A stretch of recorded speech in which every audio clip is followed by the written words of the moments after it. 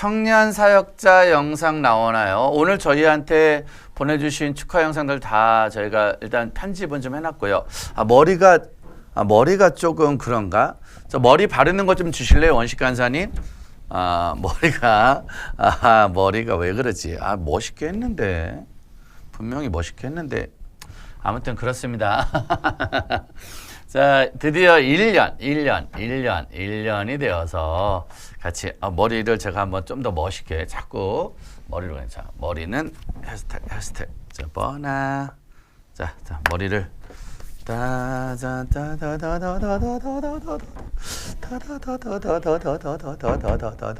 어때, 좀 윤기 좀 나 보입니까?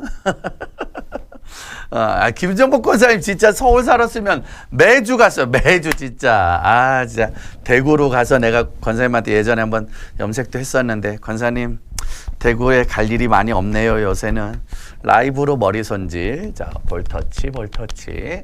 자, 새해 복 많이 받으세요. 더 폭탄이 되었다고?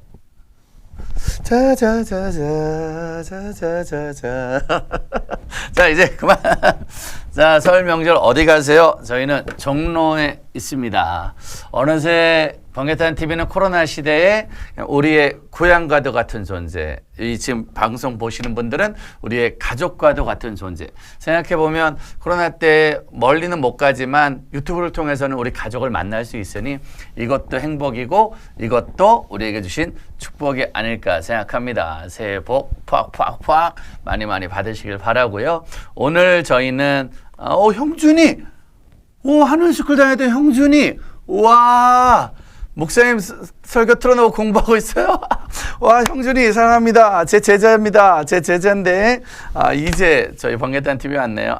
또 한 명의 새로운 우리 번개탄 가족을 맞이하고 있습니다. 어제 병원 퇴사 기만 축하하고, 유빈 씨 요새 아주 너무너무 애 많이 써서 고맙고, 예은 씨 설에는 직콕이죠. 오늘 서울을 나오는데요. 차가 오늘 서울 들어오는 길은 정말 하나도 막히지 않았습니다. 다만 나가는 길은 정말 많이 막히더라고요.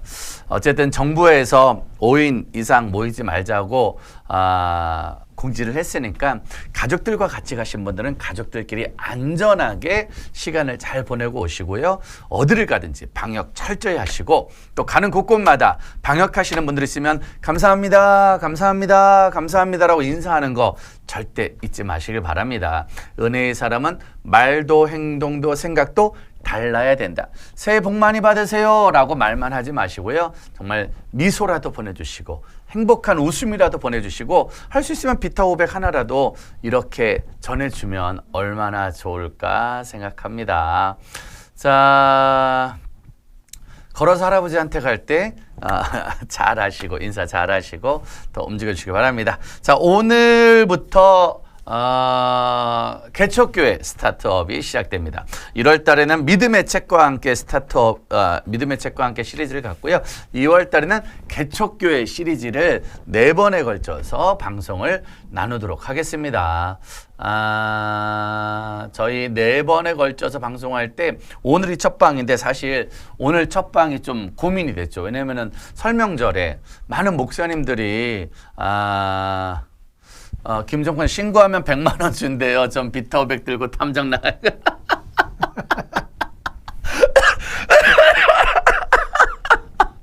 김정복 권사님, 그러니까 나가가지고 5인 이상 모인 사람들 신고해서 상금 받아서 번개탄에 헌금하려고. 축복합니다. 진짜 못 살겠다. 근데 내가 하지 마세요, 공자님. 우리가 신고하면 안 되지. 그건 아니죠. 근데 진짜 신고 많이 한다니까 다들 조심은 하셔야 될 것 같습니다. 자, 그래서 개척교회 사역자 시리즈 이어지게 되는데, 오늘 설명절이라 다른 목사님들을 막 모시기가 어렵고, 가족이 6명이면 괜찮대요. 그 집에 사는 가족이 5명, 6명이면 그 주민등록상 그 집에 가족이 그 정도면 전혀 상관이 없답니다. 그런데 이제 다른 도시에 살고 다른 곳에 사는 사람이 놀러 오는 거 안 돼요. 며느리들 시어머니를 한대. 이게 무슨 말이냐면은 시어머니가 이번에 와야지 그럴 때 며느리가 어머니 올해는 국가에서 못 가게 해요. 그러면은 그게 어딨어? 명절인데 그래도 와야지. 그래가지고 며느리들이 가는 거래. 근데 가면서 경찰에 신고한대요. 우리 시어머니네 집에 사람들이 모이고 있으니까 조사 나와달라고. 그러니까 시어머니들 절대로 며느리들 오라고 하지 마시고요. 저희 가정도 내일은 다 같이 큰형네, 둘째형네, 누나네 저희 집이 아침 10시에 줌으로 다 예배를 드리기로 했어요. 요 얘기도 또 좀 이따 자세히 진하게 한번 나누도록 하겠습니다. 자, 아무튼 개척교회에 대한 이야기 나눌 때 오늘 첫 강의를 누가 할까 하다가 요즘 이상하게 번개탄에 빈번히 나오시는 분 있죠. 댓글로도 빈번히 나오고 1인 방송 때도 나오고 이것저것 해서 빈번히 노출이 되고 있는 어찌 보면 아주 용감한 또 어찌 보면 아무 대책 없는 근데 또 어찌 보면 그만큼 믿음으로 살아가는 우리 동두천 참빛교회 자 김준환 목사님 소개합니다. 목사님. 안녕하세요. 안녕하세요. 목사님. 안녕하세요. 야, 여러분들 인사 좀 자, 다시 한번 본인 소개 좀 진하게 한번 인사드리겠습니다. 해주시고요. 저는 동두천 참빛교회 김준환 목사입니다. 아, 김준환 목사님. 자, 와, 김준환 목사님 전 사실 번개탄에 그동안 틈틈 오고 있단 말이에요, 지금. 네, 그렇습니다. 어느새 틈틈 오다 보니까 우리 번개탄 가족들과 이젠 가족이 되어가고 있어요. 자, 김준환 목사님과의 번개탄의 첫 만남 어떤 거였죠? 전 목사님 처음 작년에 예. 저희 교회 아이들 부흥회 한번 모셨다가 네. 그러면서 원래 목사님을 알고 있었으니까 청소년 네, 사역으로는 그래도 목사님 최고시잖아요. 아유, 그건 아니죠. 그래서 목사님 알고 있었는데 그때 한번 모시게 되고 그러면서 이제 얼굴을 좀 틀고 있겠죠. 나서 동두천에서 연락이 왔어요. 목사님, 작은 개척교회인데 와줄 수 있냐고. 근데 저희 같은 경우에 뭐 작은 개척교회, 큰 교회 할 것 없이 먼저 연결이 된 데를 순서적으로 가잖아요. 네, 맞습니다. 그러다 보니까 정말 김준환 목사님네 교회에 갔는데, 일단 정말 작아요. 정말 작고, 일단 제일 많이 제가 놀랬던 건, 화장실을 들어가는데 문이 안 닫히는. 작년에 제가 2월쯤 갔죠. 네, 작년 맞습니다. 2월쯤 가는데 화장실에서 경건의 시간을 가지려고 하는데 문이 자꾸 열려서 제가 좀 힘들었던 그런 시간이 있고 그러고 이제 들어갔는데 이제 아이들이 이렇게 쫙 이렇게 몇 명 앉아 있는데 네. 어느 누구도 날 그렇게 기대하지 않더라. 지금 보니까 이제 그때 봤을 때도 김준환 목사님만 신났어. 네. 김준환 목사님 신났고 어린아가 왔다 갔다 할 때 그 유아실에서 사모님의 눈빛이 좀 빛났고 그렇게 빛났던 근데도 사실은 저희는 워낙 그런 개척교회 집회를 좋아하다 보니까 우리끼리 그때 좀 친해졌고 네. 그 다음부터 이제 제가 전화했죠. 번개탄 좀 도와주러 와라. 왜냐면 작년에 우리가 1년 내내 막 방송하고 움직일 너무 힘들어서 사실은 이렇게 막 누구한테 쉽게 도와달라고 하기가 어려운데 이제 김준환 목사님한테 너무 편해서 와주세요 그랬는데 진짜 와서 막 와서 일주일도 해주고 며칠도 해주면서 친해졌죠. 그러다가 작년 5월 5일 어린이날 행사를 네. 목사님 계신 감리교 동두천 연합회와 함께 되어서 그렇게 친해지다 보니 이제 어느새 가족이 되었는데 알고 보니 여러분 김준환 목사님 나이가 지금 얼마 돼 보이세요? 저도 사실은 깜짝 놀랐어요. 자, 한번 맞춰봅시다. 우리 김준환 목사님 나이가 지금 개척한 지 몇 년 된 거죠? 지금 7년 됐습니다. 7년 됐어요. 개척한 지 7년 됐는데 김준환 목사님 나이가 지금 얼마로 보세요? 20대 후반. 오, 또 29, 31, 45, 네, 감사합니다. 30대, 36, 35. 이숙현이 뭐45은 뭐야? 33, 40대 중반. 이야, 우리 시청자 여러분들이 정확하네요. 어려 보이진 않네요. 어려 보이진 않네. 38, 47. 감사합니다. 30대. 나왔는데요, 정답? 그렇죠. 네. 샬롬님, 39. 야, 샬롬님 맞았습니다. 맞습니다. 나이가 39인 거예요. 근데 저는 처음 말했을 때, 양반다리야. 그러니까 저는 난 이게 편하더라고. 양반다리가. 그냥 이렇게 편하게 하고, 여기 우리 이등병은 또 이렇게 하고 있는 거고. 자, 39살이에요. 처음에 만났을 때 머리 이거 쓰고, 그리고 막 모자 쓰고 막 이렇게 달리고 애들이랑 있길래 사실 되게 어리게 봤어요. 막 30 정도. 요 정도로 봤는데, 어느새 보니까 39. 네. 이제 오래 지나면 이제 40이 되는 거예요. 자, 39. 우리 김준환 목사님의 좌충우돌 개척교회 이야기. 자, 참빛교회가 시작된 건 그럼 몇 년 된 거예요? 참빛교회가 7년인가요? 네, 참빛교회가 7년입니다. 음. 그래서 저는 사역을 대학교 1학년 2학기 때부터 시작을 했습니다. 본 교회에서 담임 목사님 불러서 네. 전도사 하라고 그러셔가지고. 본교회에서 네. 신학교 1학년 네, 1학년 때부터. 한번 이렇게 사역을 하고 네. 그렇게 하고 있다가 개척이 나온 거잖아요. 네. 그럼 우리 많은 개척교회 목사님들 그런 거 있잖아요. 개척을 해야 될 때 갈등이 있잖아요. 해야 되나 말아야 되나. 네. 또 이제 부교육자로 있을 때는 개척은 또 워낙 잘하니까 네. 김준환 목사님 같은 경우에도 그 개척에 대한 갈등이 좀 있었어요. 어때요? 하나님이 나에게 막 개척을 안 할 수밖에 없게 하는 그런 마음을 주신 게 있나요? 그러니까 거의 대부분의 간증 들어오면은 하나님이 어느 지역으로 가라. 또 기도 응답을 받고 했잖아요. 근데 저는 그게 아니고요. 저희 감리교는 이게 목사 안수를 받는 방법이 두 가지가 있습니다. 두 가지. 네, 첫 번째로는 수련 목회자 시험을 합격을 해서 100명 이상 되는 교회에서 그 목사님한테 훈련을 받는 거죠. 오케이. 그리고 두 번째 방법은 개척을 하는 거예요. 개척을 하는 거야. 네, 그래서 안수를 받는 방법이 있는데 돈이 없어요. 돈이 없어서 네. 그래 나는 수련목을 해야 되겠다. 그 생각을 갖고 열심히는 안 했어요, 솔직히. 열심히 안 했지만 3번을 떨어졌습니다. 수련목 시험. 시험을 봤는데 3번이나 떨어졌구나. 네. 그렇게 됐을 때 이제 사역을 근데 여기서 오해하시면 안 되는 게 이게 3번 떨어졌다는 게 김준환 목사님한테 그런 게 아니라 수련목 시험이 제가 알기로 좀 어려운 걸 알고 있어요. 네네네. 그래서 좀 많이 떨어지시죠. 네. 제 친구 중에 한 친구는 4수까지 한 친구도 있습니다. 그렇죠. 그러니까 그 정도 떨어질 수 있는 거예요. 그래서 수련목보다는 네. 하나님의 은혜가 있다면 한번 개척을 한번 해서 네, 맞습니다. 안수도 받고 사역을 해보자 라고 마음을 먹고 이제 개척을 하신 거예요. 아니요. 그러면? 요것도 스토리가 있는데 제가 이제 평택 가젤이라는 교회에서 좀 이따 이제 뭐 저의 스토리에 나오는 가젤의 교회 등장을 하겠는데 그 가젤이라는 교회에서 이제 제가 5년이라는 사역을 했습니다. 5년은 사역을 하면서 거기에서 수련목 2번 떨어지고. 그 2번 떨어지고. 그래 이제 성종현 선생님도 2번 떨어졌다고. 네, 감사해요. 그리고 나서 이제 또 개척을 하려고 하는데 개척 자금이 필요하잖아요. 그렇지. 그때 이제 저를 이제 5년 동안 걷어주셨던 목사님께서 여기 다른 데 가서 한 좀 수고하면 2, 3년 좀 하면 나올 때 한 2, 3천 정도는 주실 거다 해가지고 용인에 한 교회를 소개시켜 주셨어요.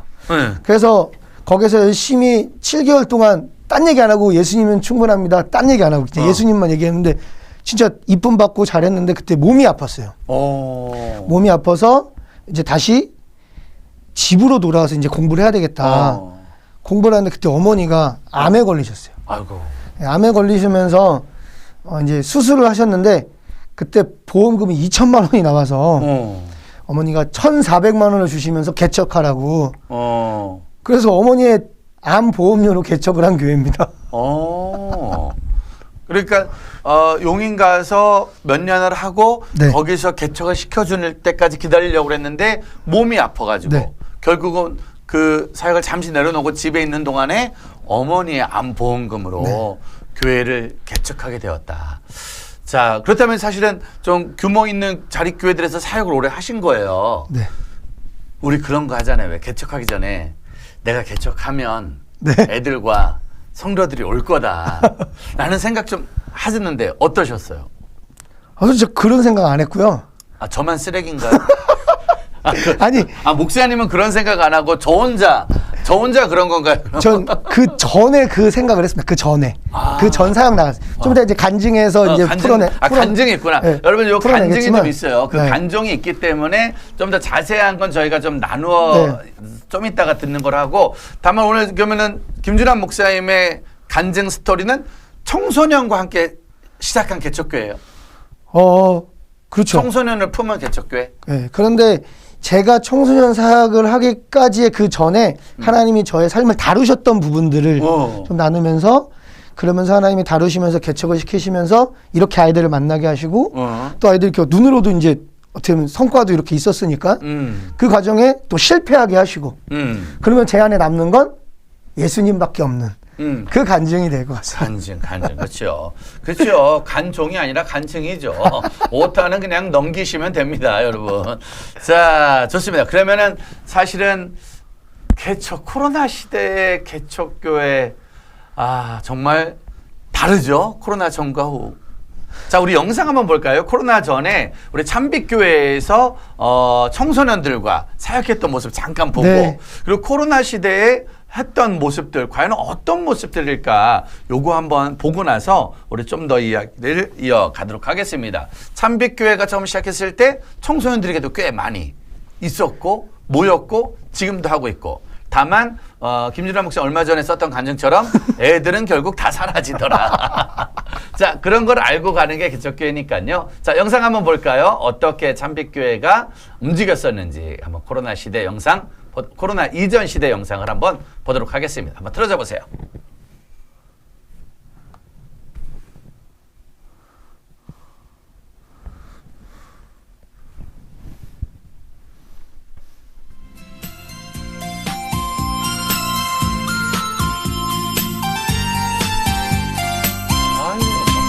밥을 한번 해도 사람이 많아요. 그렇죠? 아침이면 나는 창문을 열죠.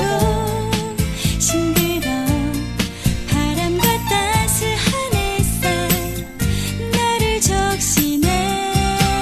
오늘은 어떤 일들이 찾아올까. 많은 기대와 설레임들 가득 나의 하루를 저 차를 쓰고 다니신 거예요, 그러면은? 네? 저 차를 쓰고 다닌 거예요? 네, 시내를 막 저렇게 돌아다니는 시내를 거예요. 저렇게. 네. 닭으로도 가고, 네, 꼭 파리명으로도 가고. 저게 이제 치킨 캠프. 치킨 캠프, 동두천에 네. 청소년들과 같이 했던 치킨 캠프.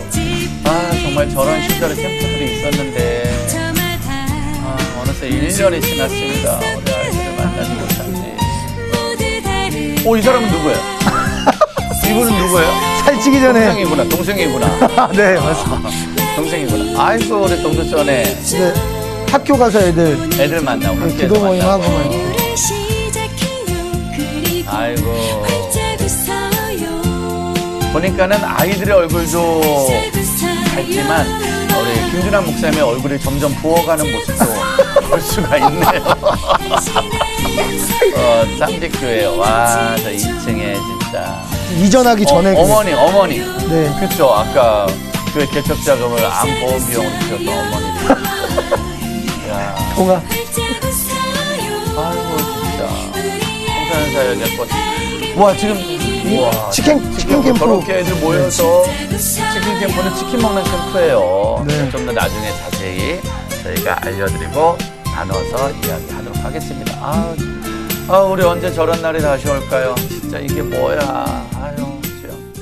아이고, 저기 동두천 핵인싸. 네, 학교 앞에서 저렇게 전도. 학교 앞에서. 네.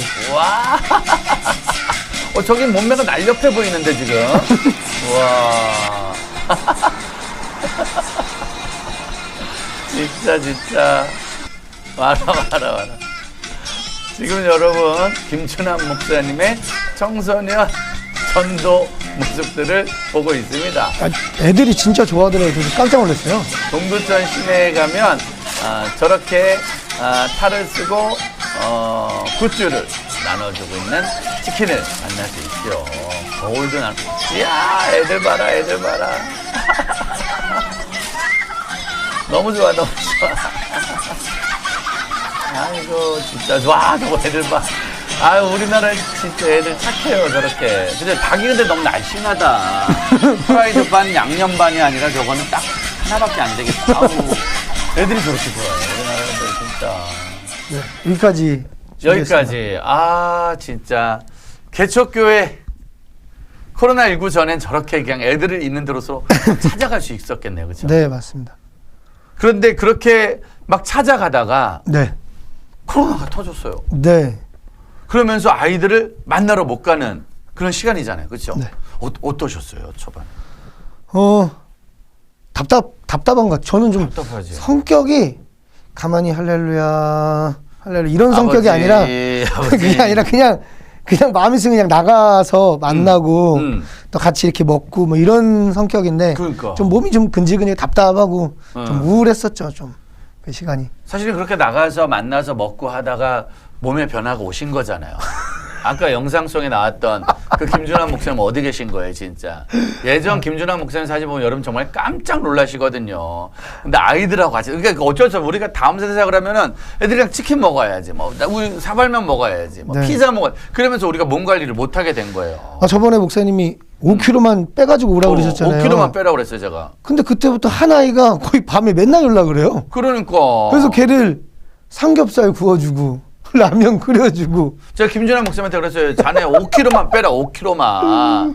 근데 아직 못 빼고 있습니다, 여러분. 근데 제가 어떤 식으로든 5kg 빼서, 왜냐면 건강 때문에 좀 샤프한 모습 제가 보고 싶거든요. 네. 자, 저렇게 코로나19 전에 왕성하게 아이들을 만나다가 자, 이제 안 되겠다. 코로나 때라도 뭐라도 해야겠다 생각해서 네. 움직이시는 것들이 있던 거죠. 네, 그렇죠. 자, 그럼 요 코로나 시대 때 어떻게 움직였는지 한번 영상 한번 볼까요? 코로나 시대 때 어떻게 움직였나? 자, 우리 참빛교회가 코로나 시대에는 과연 어떻게 청소년들을 만났을까요? 한번 영상 한번 줘보십시오. 이제 줌으로 해서 아이들 줌으로. 줌으로 이렇게 만나고. 그리고 그럼 교회가 이제 물난리 나가지고요.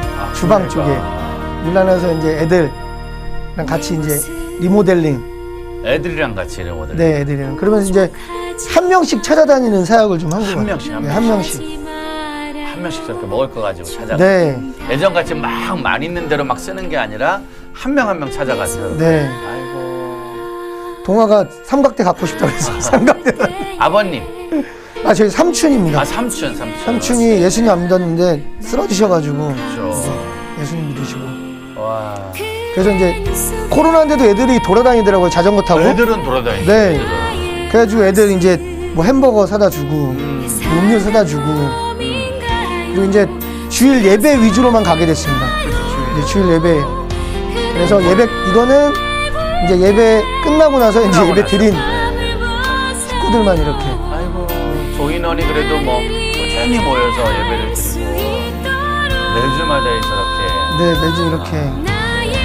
요번에 이제 이번에 장종태 목사님. 네. 아유, 정말 김관성 김관성 목사님 목사님. 지난주에 뵀었고요. 이렇게 그냥 지금 코로나 단초롭게 한 명씩 찾아다니고 네. 그 주일 예배 위주로. 그랬구나. 네. 사실은 참빛교회 누가 봐도 김관성 목사님, 장종태 목사님은 한 번 갔고 저는 여러 번 갔는데 제 사진은 없네요. 아, 뭐 그런 거 괜찮아요. 그래요. 아, 죄송합니다. 괜찮아요. 김관성 목사님과 장종태 목사님은 한 번 간 거고 저는 이미 한 4번 정도 간 거로 알고 있는데 아니, 제 사진은 없어요. 아니, 근데 괜찮아요. 변명이 있다면 네, 괜찮아요, 그때 저는. 목사님이 이 네. 코로나 때 사진 찍으면 안 된다고. 그렇죠. 저는 못 찍게 했어요. 그렇게 해서 솔직히 목사님과 이렇게 그렇게 찍은 게 없었습니다. 네. 그래서 그 변명 좀 사실 있습니다. 코로나 시대는 이해해 서로 주십시오. 조심을 좀 해야 네, 되니까. 맞습니다.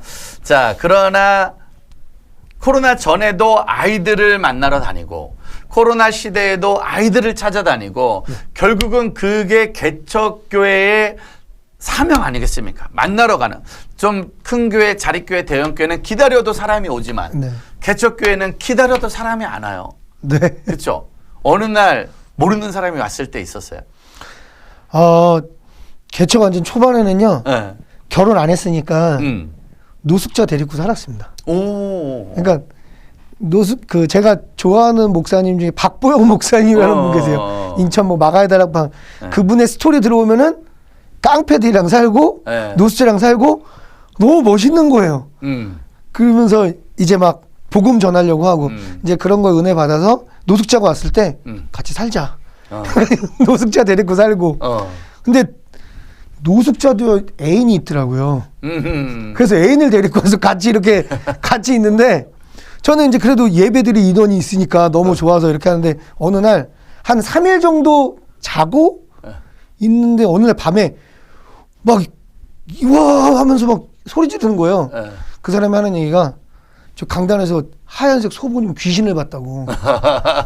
그러면서 이제 가는 거예요. 근데 어른들한테 얘기하니까 그 사람이 천사를 못 알아보고 귀신인 줄 알았다. 왜냐면 이제는 그러니까 사실 경찰은 우리를 지키고 도와주는 분이지만 죄를 진 범인은 경찰을 보면 무서워하게 되는 거거든요. 그러니까 이제 거기서 그렇게 보고 그러면서 이제 김준환 목사님이 아주 다양한 사역을 하려고 했는데 제가 만나면서 계속 조언한 건 다 끊어라. 네, 맞습니다. 모든 걸 끊고 정말 목회와 목양에만 한번 전념해보자.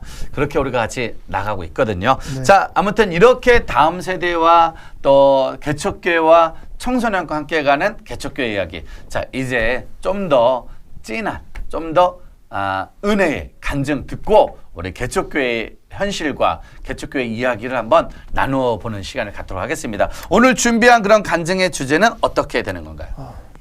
갈라디아서 2장 20절이고요. 네네. 본 말씀은 제목은 나의 삶의 이유 예수님. 나의 삶의 이유 예수님. 네.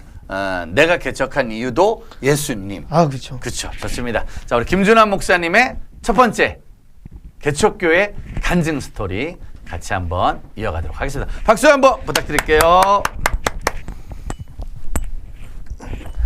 네, 먼저 찬양으로 고백하겠습니다. 나의 삶을 예정하시고 나의 삶을 인도해 가시는 그 좋으신 하나님, 먼저 찬양으로 영광 돌리며 저의 고백을 담아보겠습니다.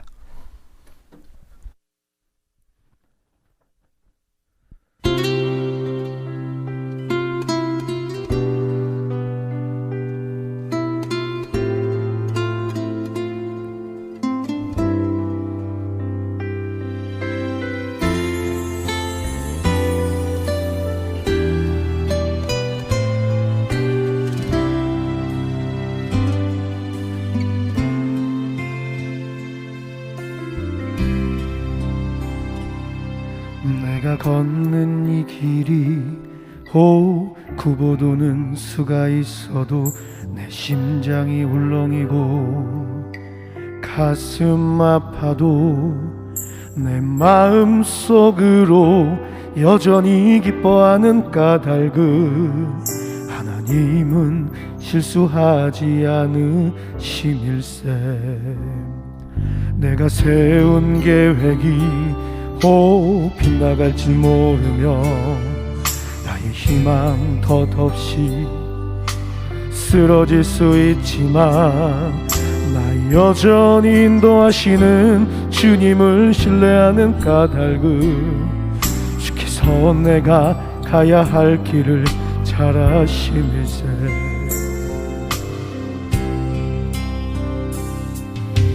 어두운 밤 어둠이 깊어 날이 다시는 밝지 않을 것 같아 보여도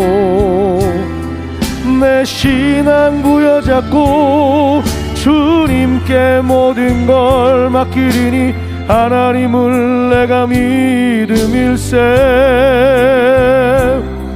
지금은 내가 볼 수 없는 건 너무 많아서 너무 멀리 가물가물 어른거려도 분명히 여호라 나 두려워 아니하리. 만사를 주님께 내어 맡기리. 차츰차츰 안개는 거치고 하나님 지으신 빛이 뚜렷이 보이리라. 가는 길이 온통 어둡게만 보여도 하나님은 실수하지 않으신다네. 아멘. 아멘. 감사합니다. 여기까지 찬양하겠습니다. 내가 걷는 이 길 굽어들고 어려워도 우리 주님만 영광 받을 수 있습니다. 아멘. 저의 18번째 거. 이거구나. 그러네. 교회에서 이렇게 마이크만 쓰다 보니까 요게 이게 의식이 안 돼서. 잠시만요. 요거 하나만 빼겠습니다. 이렇게 하겠습니다. 저의 신앙의 고백, 저의 살면서 실수하고 부족한 거 굽이 고난이 있을지라도 하나님은 실수하지 않으시고 나를 좋은 곳으로 인도하신다는 그 믿음의 고백입니다. 오늘 개척교회 특집 첫 번째 시간인데 어떤 개척교회에서 승리하고 개척교회에서 어떤 눈에 보이는 그런 스토리라기보다는 나 같은 죄인 구원하신 예수님, 그리고 이제 내 삶의 이유가 예수님이면 충분하다라고 주님이 고백하게 하신 우리 하나님 자랑하고 싶어서 이 자리에 나왔어요. 저는 모태신앙은 아니에요. 5살 때부터 성교원에 다니게 되어서 저는 반모태라고 생각합니다. 반모태. 유치원을 다니지 않고 성교원에 다니게 된 이유는 저 어머니께서 결혼 초기에 많이 아프셨어요. 그런데 그 아프심 가운데 뭐 집에서 뭐 굿도 하고 또 집에서 뭐 약도 쓰고 뭐 병원도 다녔는데 하나도 고침이 안 된 거예요. 그때 기도원을 어머니 알게 해주셨고 기도원에 들어가셔서 정말 살아계신 하나님을 체험하신 후 저와 여동생을 어떻게 해요? 선교원에 보내셨죠. 선교원은 다른 게 아니더라고요. 지금 생각해 보니까 교회에서 운영하는 어린이집이에요. 어릴 적부터 신앙교육을 하는 곳. 거의 대부분 사모님들께서 운영을 하시면서 이제 교회 또 이제 생활비도 좀 이렇게 보태시는 것 같아요. 지금은 선교원이 없어진 것 같아요. 거의 대부분. 왜냐하면 이제 재정적인 그런 것도 있고 또 가정 어린이집들이 이제 생기다 보니까. 저희 아들이 이제 지금 5살입니다. 5살인데 선교원에 다니니까 제 아들이 이 노래 많이 부르잖아. 나는야 케찹 될 거야. 나는야 주스 될 거야. 멋쟁이 토마토 뭐 이런 노래. 근데 저는 어렸을 때부터 선교원에 다녔기 때문에 선교원에서 항상 했던 찬양. 돈으로도 못 가요 하나님 나라 뭐 이런 거. 그리고 왕왕왕왕 나는 왕자다 하나님 나라에 나는 왕자다 뭐 요런 곡들. 그리고 밥 먹기 전에 항상 날마다 우리에게 양식을 주시는 이렇게. 교회 부설 어린이집이랑 유치원은 몇 군데 정말 귀한 곳인 것 같아요. 제가 뭘 말하고 싶냐면 어렸을 때부터 교회에서 자라다 보니까 신앙교육을 받은 거예요. 조기교육. 그래서 저희 반모태라고 이야기하는 거예요. 저는 하나님을 의심한 적이 없어요. 그리고 예수님이 날 위해 죽으셨다. 그리고 부활하셨다. 이게 의심한 적이 없어요. 저는 그냥 받아들였어요. 왜요? 조기교육, 신앙교육이 전 됐기 때문이에요. 어머니는 저에게 목사가 돼야 된다고 어렸을 때부터 얘기하셨습니다. 왜냐하면 우리 가문이 대대로 무당을 좋아해요. 어려운 일 생기면 무당 굿하고 또 우리 가문의 목적이 하늘나라 하나님과는 상관이 없고 이 땅에 돈 또 사람들의 인정 또 잘 먹고 잘 사는 거. 그렇다고 잘 먹고 잘 사느냐? 그런 것도 아니에요. 그냥 하나님 없으니까 다 어떻게 하면 내 노력과 내 힘으로 살려고 했던 그런 우리 할아버지의 삶이었죠. 그래서 어머니는 저에게 야, 우리 집안의 이 저주의 기운을 끊어야 된다. 그럼 네가 목사가 돼야 돼. 라고 얘기해 주셔서 저는 어렸을 때부터 장래 희망이 목사였습니다. 목사. 저는 모범생은 아니었어요. 그래도 착실하게 학교를 다녔습니다. 제 친구들에게 김준환이를 물어보면 깡패, 도둑놈, 사기꾼 이라고는 안 할 거예요. 저는 제 안에 그래도 나는 착한 사람이다라고 생각을 하면서 자랐죠. 뭐 어머니 말씀도 그래도 잘하고. 왜 그러냐면은 저희 어머니가 어렸을 때부터 비디오 가게를 했어요. 그러면 어머니는 비디오 가게를 저에게 맡기시고 교회를 가세요. 그러니까 9시 예배 교회 끝나고 저는 집에 와서 비디오 가게를 맡고 어머니는 예배 드리러 가시고, 또 수요일 같은 경우에도 어머니는 교회 가시고 전 비디오 가게 맡고. 비디오 가게가 망하고 나서 이제 분식집을 했죠. 이제 분식집 할 때도 똑같아요. 어머니는 수요 예배를 가시면 저한테 맡겨요. 그러면 제가 초등학생인데 라면을 끓여 팔았어요. 그래서 저는 제 안에 나는 정말 그래도 좀 착한 사람이다라는 이 교만함이 있던 거예요. 그러면서 이제 판단하는 건 저 사람 뭐 술 먹어, 저 사람 담배 펴, 쟤는 교회 다니지 않아, 뭐 이렇게 말도 안 되는 기준으로 제 안에 가지고 있으면서 그 사람을 판단하는 거예요. 그런데 어느 날 이제 제가 중학교가 됩니다. 중학생이 되면 이제 애들 막 기싸움도 하고 또 이제 얘가 어떤 애들 어떤 막 이렇게 막 탐색하잖아요. 근데 애들이 저 이제 플레이보이라고 이제 야한 사진 책을 돌려보는 거예요. 근데 저는 이제 목사가 돼야 된다라는 그런 내 안에 이제 있고, 또 목사가 이제 그런 거 달라고 하기 좀 그렇잖아요. 그래서 이제 눈치껏 나도 보고는 싶은데 어떻게 해야 되나 하는데 어느 한 친구가 저희 집에 놀러 온 거예요.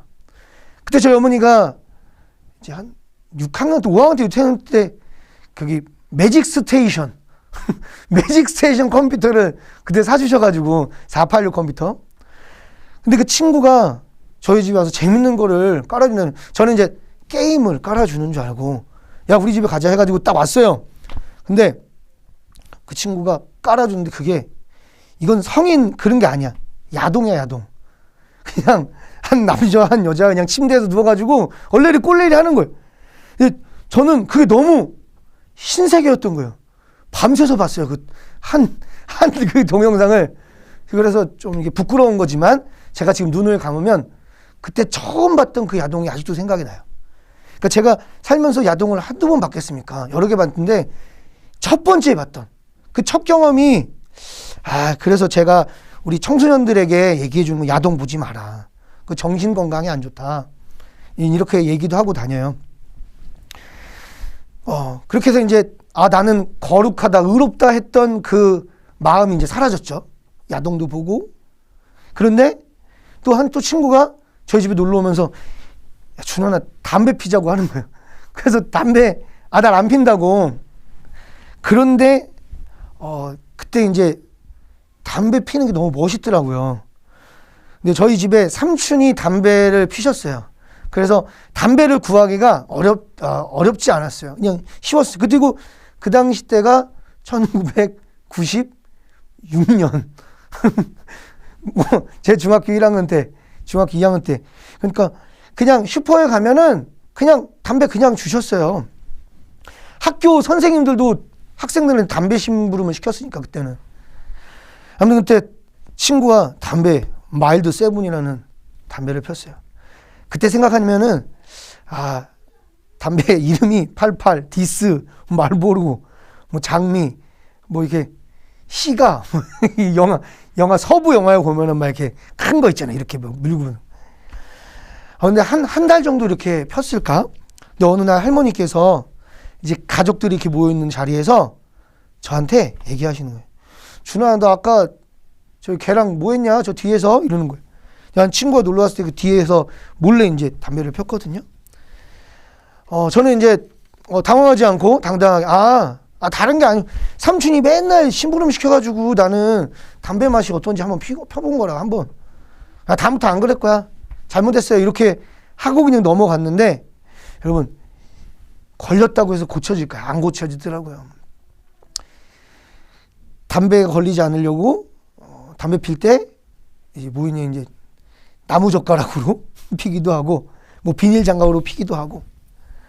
근데 어느 날 이제 제가 담배를 피고 이제 냄새가 나니까 이빨을 이렇게 막 닦고 침을 뱉었는데 여러분 하나님이 개입하셨어요.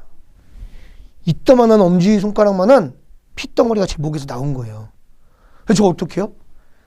어렸을 때부터 하나님을 믿었어요.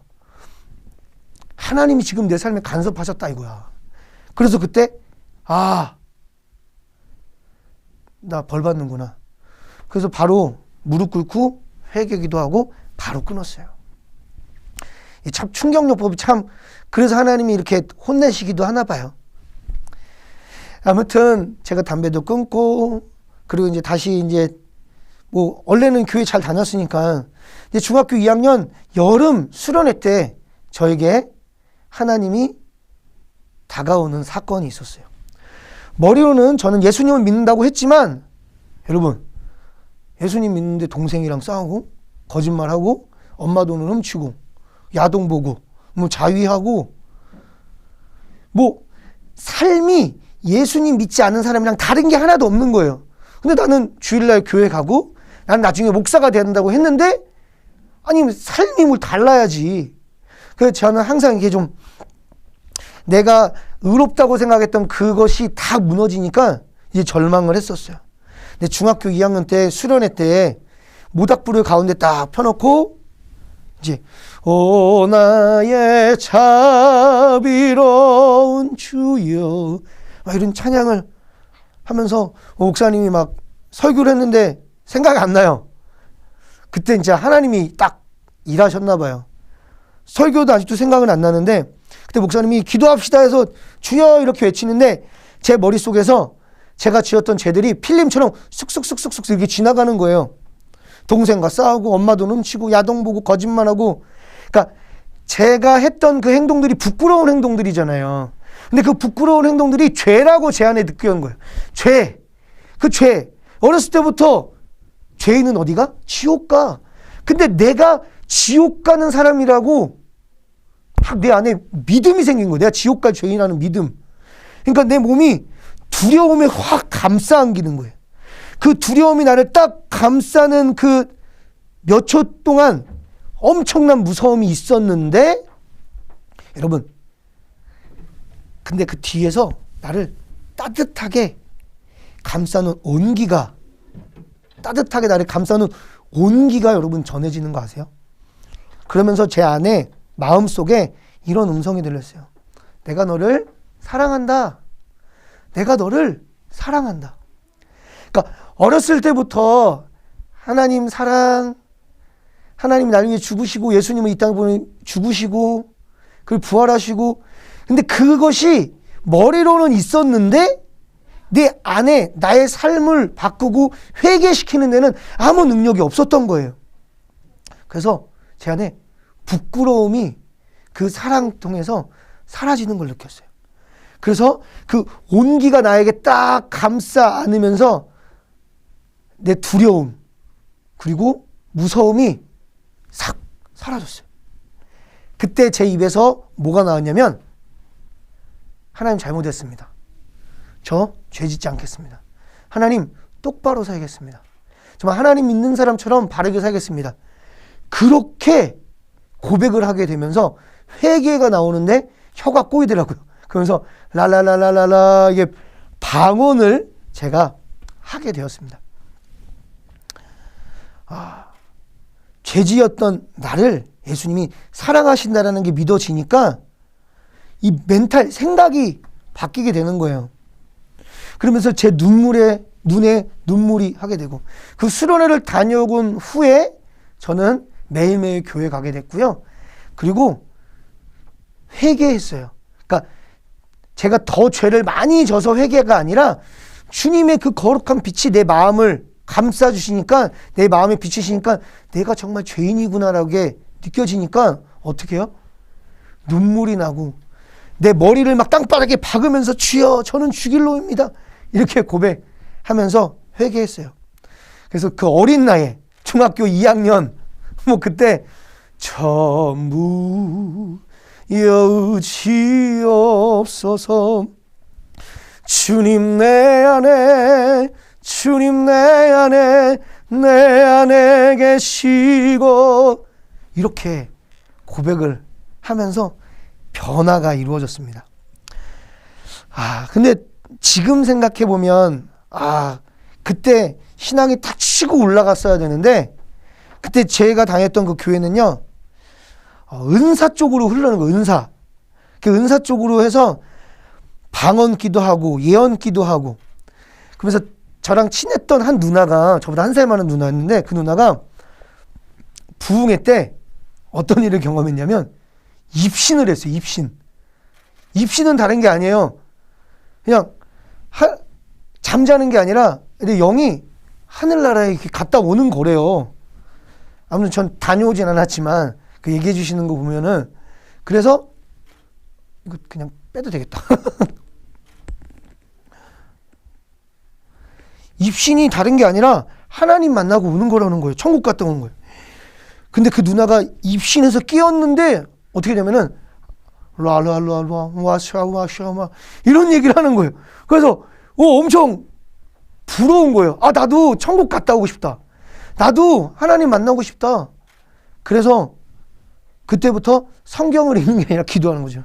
주여, 저도 만나 주십시오. 저도 입신시켜 주세요. 랄랄랄랄랄랄라 막 이렇게 하는데 어떻게 되냐면 제 눈에서 빛을 받겠어요. 빛을. 주여 하는데 빛이 막 보이는 거예요. 근데 이 머리를 숙이면 빛이 안 보여요. 머리를 들면 빛이 보여요. 그래서 눈을 떠봤는데 원래 십자가를 향하고 막 이 기도를 했는데 십자가를 놓고 하는데 막 이렇게 하다가 몸이 이렇게 옆으로 가지고 저 창을 본 거죠. 그 창 바깥에는 가로등 불빛을 보면서 제가 어떤 신비적인 체험을 한 것처럼 착각을 했어요. 아무튼 결론적으로는 신앙이 열심히 제 안에 있었어요. 그러면서 삶으로 바뀐 거는 동생한테도 미안하다라고 사과도 하게 되고 또 예전에 내가 음란했던 마음 다 회개하고 거룩하고 그리고 막 금식 기도까지 막 학교 갔다 오면 막 혼자 막 금식 기도까지 하고 정말 최선을 다하면서 신앙생활을 했는데 6개월 갔나 진짜? 6개월 제가 아무튼 이거 설교 작성한테 한 6개월 정도 했는데 정말 몇 달 정말 했는데 다시 옛날의 모습으로 돌아가는 거예요. 옛날 모습은 다른 게 아니라 또 내 안에 음란한 마음이 올라오고 또 동생한테 짜증을 부리고 또 친구들이 밉고 그리고 눈에 거스리는 것들이 막 많이 생기는 거예요. 왜 저 사람은 예수 믿는다고 왜 저따구로 말을 하고 행동을 하고. 그러니까 예수님 믿어도 우리는 연약해서 넘어질 수 있는데 그게 아니라 예수님 믿는데 하나의 그걸 율법처럼 생각을 해서 왜 저 사람 안 변해? 막 이렇게 어릴 때부터 막 삭대질을 했더라고요, 제 안에.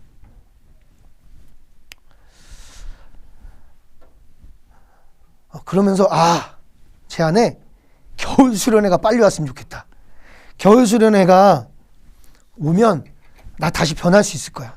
그러니까 그때 나에게 주신 그 십자가의 은혜를 기억하기보다는 어떤 수련의 임팩트 있는 그런 체험을 제가 더 원했었던 거죠. 그렇게 다시 수련회를 갔다 오고 또 다시 몇 달 뒤에 다시 옛날로 돌아가고 이렇게 종교 체험한 것이 그냥 저는 믿음이 있는 걸로 착각을 지금 이제 어떻게 보면 이제 저의 신앙을 점검한 거죠. 지금 이제 39이 돼서 이제 15살 때 이 김준환의 모습을 딱 보니까 14살, 15살 보니까 정말 십자가를 경험하고 예수 그리스도 그거라기보단 어떠한 체험이 종교 체험을 의지했던 것 같아요. 그럼 체험을 했으면 이제 살아계신 하나님 말씀을 읽어야 되는데 말씀을 읽기보다는 뭐였어요? 어떤 이제 은사, 또 어떤 신비 이런 걸 차단해 놨더라고요. 그때 이제 교회에 어떤 일이 벌어졌냐면 이제 어른들 이야기지만 저희가 어머니랑 저랑 이제 모교회로 다녔던 교회에 그 전임 목사님이 이제 건축을 하신다고 몇천만 원 이렇게 모으셨던 거예요. 그런데 암에 걸리셔서 이제 사역을 내려놓고 이제 건축한 그 비용에 몇천 원 좀 가져가셨지만 나머지 금액 가지고 다시 건축을 하려고 기존에 있는 성도들이랑 있었는데 새로 오신 목사님 지금 생각하면 그분 몇 살인 줄 알아요? 30살, 31살이에요. 그때 강도사로 왔었고 제가 원래 장로교 다녔는데 강도사로 왔던 분인데 이제 목사 안수까지 받은 거죠. 거기 와서. 그러면은 나이가 30살, 31살이에요. 지금 생각하면 완전 애예요, 애. 그런데 그분이 이제 그 건축허금 있는 돈으로 뭘 하자 그랬냐면은 이 돈으로 우리 양로원에 투자하자. 양로원에 투자하게 되면 이 원금이랑 이자도 더 많이 받을 수 있어요. 이렇게 성도들을 설득하는 거예요. 그때 저희 부모님은 아니다, 이 건축원금은 그 전 목사님도 그렇지만 이 건축하는데 우리가 써야 된다. 어머님, 아버지와 이렇게 얘기하셨던 거죠. 그때부터 이제 그 목사님이랑 저희 어머니, 아버지랑 사이가 안 좋기 시작했어요. 근데 저희 어머니, 아버지의 기도 제목은 다른 게 아니라 이제 할아버지, 할머니 구원이에요. 할아버지, 할머니 구원 놓고 이제 열심히 기도했는데 쉽게 잘 안 되잖아요. 이게 사람 마음이 바뀌는 게. 그래서 그 담임 목사님한테 가서 기도 부탁을 한 거죠. 목사님, 저희 부모님을 위해서 기도해 주십시오. 근데 그 담임 목사님이 이랬대요. 아니, 김 집사님도 기도해서 안 되는데 내가 뭘 어떻게 합니까? 이렇게 얘기했다는 거예요. 그리고 저희 어머니를 그 목사가 막 밀치는 거를 막 본 거죠, 저는. 31살짜리. 야, 지금 39살인 제가 봤을 때, 아, 정말 목회자 인품이 정말 중요하구나라는 거를 느껴요. 그때 저희 어머니가 저한테 그런 얘기 했어요. 이런 일을 경험한 게 너한테 공부시키려는 하나님의 섭니다. 뭐 하나님의 큰 그림 가운데 있을 수는 있겠죠. 아무튼 그런 사건이 저에게 이제 살짝 흔들리는 경험이 있었고, 또 한 사건이 있었어요. 제가 중학교 때 싸움을 아예 못하지 않고 조금은 했어요. 조금은 이렇게 해서 중학교 때 한 번도 맞은 적은 없고, 싸우려면 무조건 선빵을 때리면서 걔가 좀 살짝 의식이 있을 때 여기 턱 밑으로 계속 이제 때려서 제가 계속 아무튼 싸움에서 이겼는데, 근데 제가 한 친구를, A라는 친구를 중학교 때 이겼어요. 한 대도 안 맞고 이겼는데, 한 2년쯤 지나니까 이제 우리가 고등학생들이 됐어요. 고등학생들이 돼서 이제 D라는 학교 다니는 그 친구가 저한테 A라는 친구를 물어보더라고요. 걔가 그렇게 싸움을 잘하냐고. 근데 제가 예전에 이겼던 그 친구는 예전에 그 친구가 아니라 이제 고등학교가 되면서 이제 잘 나가는 친구들이랑 놀고 이제 복싱을 배우고 이제 운동을 이렇게 병행을 했던 거죠. 근데 저는 이제 걔 내가 예전에 중학교 때 싸워서 이겼지 라고 했는데, D라는 학교 다니는 그 친구가 그 얘기를 그 A라는 친구한테 얘기하면서 그게 이제 한 바퀴 돌아가지고 이제 소문이 난 거죠. 그러니까 A라는 친구가, 야, 그때는 옛날이고 지금은 다르다. 지금 싸우자. 이렇게 했는데 제가 살짝 쫄았나 봐요. 살짝 쫄았는지 그때 싸우고 싶지가 않고, 그때는 이제 제 지금은 고등학교 지금 10명이 있는데 그때 중학교 1학년 때라 어디 형성이 안 됐어요. 제 친한 친구들이. 그러다 보니까 좀 살짝 위축이 되고, 알고 보니까 걔 친구들이 정문에 한 15명 정도가 와 있다는 거예요. 그래서 뒷길로 도망갔죠. 뒷길로 도망가는데 걔네들이 오토바이를 타고 오면서 저를 붙잡는 거예요. 그래서 싸우자 그랬는데 난 안 싸우겠다 막 하길래 쌍욕을 하면서 저를 제가 무릎을 꿇게 하고 저한테 무릎을 꿇으래요. 무릎을 꿇고 저를 싸대기를 막 때리는 거예요. 그래서 제가 그랬죠. 내가 졌다. 지금 생각하면 그때 좀 싸울 거라는 그런 생각도 들지만, 인간적으로. 근데 우리 좋으신 하나님이잖아요. 그때 그 경험이 저에게는 어떻게 됐냐면 저를 겸손하게 만들었어요. 제가 지금 누구를 만나면 되게 깍듯하게 인사해요. 그 사람의 그 예자를 건들지 않으려고 그래요. 왜요? 말 한마디 잘못하면 이게 엄청난 꼬임이 있더라고요. 이게 하나님의 관점의 눈으로 보니까 그때 그 시간이 나에겐 필요했구나. 그러다 보니까 학교에 이제 갔잖아요. 근데 되게 쪽팔리잖아요. 이게 맞은 게 다 소문나니까. 그래서 더 교회에 열심히 하게 됐고, 그때 아까 얘기했던 교회에 문제가 있어서 그 교회에 나오게 되고, 이제 동두천 감리교회라는 곳에 가게 됐는데 거기에 계셨던 전도사님이 너무나 좋으셨어요. 그러면 되게 잘해주시기도 했고, 전 그때 생일 전화를 처음 받아봤어요. 준환아, 너 생일이지? 생일 축하해. 그 전화 한 방에 저는 그 교회를 다니게 됐죠. 여러분, 전화 한 방에 교회 성도가 되는 거예요. 그래서 제가 그때 그 전도사님 저한테 잘해준 거 하나 잘해줬는데 뭐 선물 주신 것도 없어요. 그냥 전화 생일 축하해 그 한마디. 그게 제 마음을 위로가 됐던 것 같아요. 그래서 그 교회 다니게 됐고 고등학교 2학년 때 회장이 됐고 그러면서 교회 어른 예배, 학생 예배, 뭐 청년 예배까지 뭐 다 다녔어요. 그래서 엄청 이쁨 받았죠. 그러면서 이제 학교에 가서는 이제 종교 부장하고 이게 어떻게 보면 하나님이 그때 이제 저한테 알려준 이게 한 청소년 한 명이 되게 중요하구나. 말을 어떻게 하고 하지 않고 이게 인생이 꼬이고 꼬이지 않고 그런데 저의 마음속 안에 항상 고민이 있었던 건 뭐냐면 나 예배 잘 드려 그리고 헌금도 잘해 그리고 수련회 때도 잘 가 그런데 삶이 다시 안 바뀌는 거예요. 옛날에 그 바뀌었던 그것이 없어지는 거예요. 아니 겉으로는 이제 바뀌었죠. 겉으로는. 근데 내 내면 속에서 그 갈등들 이런 것들이 사라지지 않는 걸 경험하면서 나 뭐지? 그러면서 이렇게 생각해. 신학교 가면 신학교 가면 바뀌겠다. 신학교. 근데 신학교에 들어가서 이제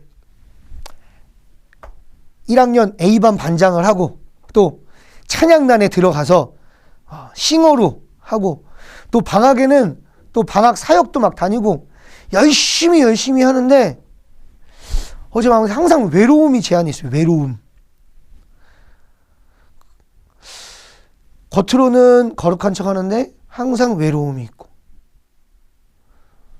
그래서 저는 아까도 목사님이랑 나눴을 때 대학교 1학년 때부터 전도사를 했다고 했잖아요. 근데 저 고향에서 한 거예요. 고향에서. 그래서 친구들이랑 토요일 날 나이트클럽에 가서 신나게 놀고 새벽 기도 될 때 교회 간 거예요. 술은 안 먹고 그냥 친구들 만나 노는 게 좋고 신나는 음악을 들으면 좋고 또 여기 막 여자들 있으니까 막 좋고 이런 게 너무 좋았어요. 근데 돌아오면 항상 공허한 거죠. 마음이. 외로웠어요. 그렇게 완전히 마음이 해결되지 않는 상태에서 신학교를 졸업하게 되고 대학원을 가게 됐습니다. 대학원을 가게 됐을 때 동천교회 담임 목사님께서 이제 다른 곳으로 외부 사역을 한번 나가봐라. 그리고 조언을 해주셔서 나가려고 했는데 그때 이제 계산은 그거죠. 그래도 큰 교회에 좀 사역을 하면 이력서에 남겠구나. 이력서. 그래서 큰 교회 올림픽 공원이 보이는 큰 유리로 된 교회가 있어요. 유리로 돼. 근데 그 교회에 원서를 넣어서 면접까지 봤는데 결론적으로 떨어졌죠. 그때 이제 되게 좀 마음이 좀 서운한 거예요. 왜 떨어지지? 그때 이제 평택이라는 가제리 교회를 소개받게 되고 그렇게 그곳으로 가게 됐습니다. 그러면서 제 마음속에 이제 나 사역 나갔으니까 이제 잘 될 거야. 난 잘할 수 있어. 그냥 내 안에 잘할 수 있다는 그런 마음이 생겼어요. 나 잘할 수 있어. 하나님 의지하지 않고. 그러니까 말로는 하나님 얘기하지만 정말 내 마음 중심으로는 하나님이 하실 거야라는 믿음이 아니라 내가 계획하고 내가 애들 잘해주면 될 거야. 그래서 처음 가자마자 제가 뭐 했겠어요? 먹을 거 해줬죠. 먹을 거. 여기 이모현 목사님도 제가 만나뵈면서 뭐 닭도리탕도 해주고 뭐 부대찌개도 뭐 해드린 적이 있고 우리 간사님도 마찬가지지만 그러니까 먹을 것으로 이제 관계를 좀 이렇게 텄죠. 거기 가서도 떡볶이 해주고 맛있는 거 해주고 그 맛있는 것도 사주고 그리고 여름 수련을 딱 데리고 갔습니다. 여름 수련회 때 제가 은혜 받았잖아요. 그래서 걔네들한테도 은혜를 주려고 앞자리를 앉게 해주려고 하는데 애들이 하는 얘기가 아니 왜 자리를 맡아요? 다른 사람 못 앉게? 그렇게 반발을 하더라고요. 그러면은 맞지 말고 너네들이 일찍 밥을 먹고 앞에 가서 앉자. 근데 제 앞에서 식권을 찢는 거예요. 걔네들이. 와 정말. 근데 걔네들이 어떤 애들이냐면은 장로님 손자 손녀 그리고 엄마 아빠 권사님 요런 애들이에요. 둘째 날 점심 때쯤이었습니다. 둘째 날 점심 때쯤에 애들이 2층 맨 꼭대기 층에 2층 맨 뒤쪽에 딱 앉아 있는 거예요. 그래서 나는 그래도 은혜를 받자라고 옆에서 이렇게 하는데 어느 한 녀석이 MP3를 딱 드는 거예요. MP3. 제가 듣지 마. 그러니까 안 듣더라고요. 또 듣지 마 했는데 계속 듣는 거예요. 그러니까 3번의 경고를 줬는데 걔가 계속 말을 안 들어요. 안 되겠다 싶어서 멱살을 잡고 데리고 나와서 야 듣지 말라고 했잖아. 근데 왜 들어? 근데 피식 웃는 거 있잖아요. 이게 살짝 썩소 날리는 거. 근데 열이 받는 거예요. 그래서 제가 열받아서 아사바를 걸어가지고 멱살을 잡고 아사바를 걸었는데 걔 되게 말랐거든요. 그냥 좀 넘어지는 거예요. 그래서 이게 밟아야 되는데 나 전도사구나. 이제 그 생각을 하고 이제 다시 일으킨 다음에 야 그래도 예배 드려야지 했는데 제가 잘못 건드린 거예요. 걔가 어떤 애였냐면은 그 아이들 학생들 그 무리 중에 대장 역할하는 여자애가 있었는데 그 여자애의 남동생이었던 거죠. 잘못 건드렸죠. 그래서 어떻게 됐냐? 이제 그 애들도 많지 않아서 한 10명 정도밖에 안 돼요. 10명. 근데 그 10명은 제가 맨날 치이기 시작하는 거죠. 수련회 끝나고 이제 그 다음 주부터 이제 애들을 태우러 와야 되는데 근데 애들이 장로님 손자 뭐 권사님 딸들이니까 교회를 안 빠져요. 그러니까 전도사님 싫다고 안 나올 수도 있는데 그냥 안 빠져요. 정말 그건 신기한 것 같아요. 그래서 토요일 날 이제 차량 운행을 제가 갔어요. 차량 운행을 갔는데 30분이 돼도 안 나오네요. 그래서 전화를 했죠. 야 어디니? 저 터미널에 있으니까 터미널로 태우러 오세요. 이러는 거예요. 터미널로 태우러 오래요. 어떻게 해요? 태우러 갔죠. 그래서 이제 이렇게 하다가는 안 되겠구나 해서 좀 결단을 내려야 되겠다 해서 애들을 다 모아서 이제 휴게소 가서 이제 음료수 맛있는 거 사주면서 야 목사님이 어떻게 하면 될까? 너네들한테 목사님이 잘 못했다 야. 근데 애들이 한 명씩 대화해 주는 거예요. 목사님 그냥 목사님 생긴 게 재수가 없어요. 목사님 눈빛 봐. 우리 아빠 같아. 진짜 짜증나. 전사님 그냥 자체가 싫어요. 막 이런 나를 막 날리는 거예요. 더 이상 대화가 안 돼요. 대화가. 그 후 회복하려고 기도도 하고 캠프도 또 다녔지만 근데 애들이 어린애들이라 이제 시간이 지나니까 이제 좀 그런 수구들어지긴 하는데 마음을 저한테 열지는 않더라고요. 마음을. 근데 요때 제가 이제 복음이라는 거를 알게 되는 과정 같아요. 근데 저희 모건대학교에 이용규 선교사님이 오셨어요. 이용규 선교사님 잘 아시잖아요. 내려놓음, 더 내려놓음. 뭐 이런 책을 쓰신 저자잖아요. 근데 그분이 이제 강의를 끝나고 질의를 받는데 제가 이런 질문을 해요. 선교사님, 저 예배 열심히 섬겼는데요. 근데 예배 끝나고 저는 공호에서 무한도전을 다운받아서 보고요. 피파 온라인 게임을 하면서 보내요. 그 질문을 받으신 선교사님이 딱 이렇게 있다가 복음이 없으셔서 그러네요. 이 얘기를 하는 거예요. 복음이 없어서. 아니 나는 십자가에서 죽으신 그 예수를 알고 그리고 예수님 때문에 내가 구원받았고 이제 저는 이제 그런 구원을 아는데 왜 나한테 복음이 없다 그러지? 그때도 제가 제대로 몰랐어요. 그리고 이제 대학원 때 유기성 목사님의 제자 훈련을 받게 되면서 1단원에 십자가의 능력이라는 부분이 참 너무 좋은 거예요. 십자가의 능력. 십자가는 멸망하는 자들에게는 미련하지만 구원받는 에게는 능력이다. 그때부터 제 마음속에 십자가라는 게 다가오기 시작한 거죠. 예수님께서 나를 구원하신 그 십자가. 그 후 제가 알게 된 게 복음학교라는 알게 복음학교. 근데 복음학교는 딴 게 아니라 어느 한 선교사님께서 이제 5박 6일 동안 이 복음이라는 주제를 가지고 우리의 죄에 대해, 회개에 대해, 천국에 대해, 은혜에 대해, 선교에 대해 이게 예수님으로 그냥 다 지금 쭉 푸시는 거예요. 그러면서 강의 들으면서 저 부분은 난 아는 부분인데 맞다 내가 죄인이구나 막 이렇게 알게 됐는데 저는 복음학교에 간 이유가 다른 게 아니에요. 내가 복음의 친구가 없어서 외롭나 보다. 복음의 친구가 없어서 외롭나 보다 그 생각을 한 거예요. 마음을 나눌 친구가 없어서 외롭나 보다. 복음은 하나님이 세상을 이처럼 사랑하사 독생자를 주셨으니 이를 믿는 자마다 멸망치 않고 영생을 얻게 하려 하심이라. 예수님을 믿는 것을 입으로만이 아니라 나의 전인적인 고백이 돼야 되는데 그냥 고백으로만 했던 거죠. 복음학교를 통해서 제 마음속에 받아들인 말씀이 갈라디아서 2장 20절. 오늘 이 본문 말씀이에요. 내가 그리스도와 함께 십자가에 못 박혔나니 그런즉 이제는 내가 사는 것이 아니요 오직 내 안에 그리스도께서 사시는 것이라. 이제 내가 육체 가운데 사는 것은 나를 사랑하사 나를 위하여 자기 자신을 버리신 하나님의 아들을 믿는 믿음 안에서 사는 것이다.